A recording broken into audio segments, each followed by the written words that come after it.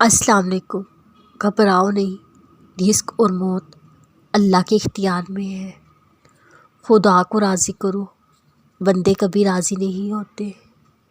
وہ بلندی کس کام کی جس پر انسانیت سے ہی گر جائے چڑھ کر انسان۔ اپنے رب کے سوا کسی سے امید مت رکھو۔ تم حالات کی بات کرتے ہو، میں نے درود شریف سے تقدیریں بدلتے دیکھا ہے۔ خدا کی ذات کے بعد اگر کائنات میں کچھ مکمل اور قابل تعریف ہے، وہ حضور صلی اللہ علیہ وسلم کی ذات ہے۔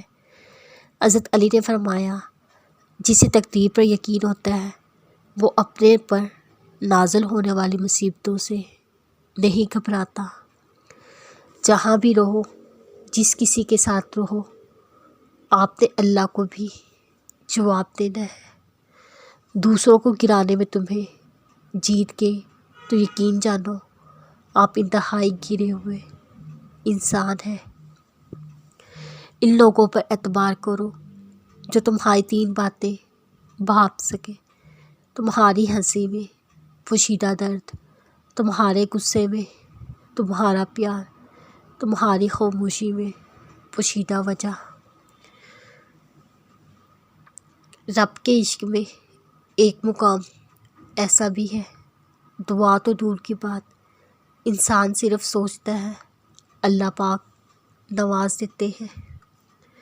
سکون حاصل کرنے کا سب سے بڑا ذریعہ اللہ تعالیٰ کا ذکر کرنا اور کثرت سے رسول صلی اللہ علیہ وسلم پر درود پاک پڑھنا۔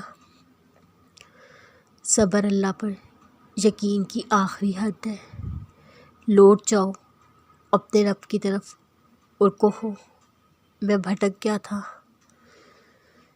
کتنی دلچسپ بات ہے، سمندروں کا مالک آپ سے ایک آنسو سے محبت کرتا ہے۔ بے شک نماز ہی ساتھی ہوتی ہے، دنیا سے قبر تک، قبر سے حشر تک، حشر سے جنت تک۔ ہر رکاوٹ میں کوئی نہ کوئی بہتری چھپی ہوتی ہے جو آپ کو اللہ تک لے جاتی ہے۔ وہ ٹھوکر نہیں، سزا نہیں ہوتی۔ دنیا کی تمام چیزیں مل جائیں مگر سجدے کی توفیق نہ ملے تو سمجھ لینا تمہارا رب تم سے ناراض ہے۔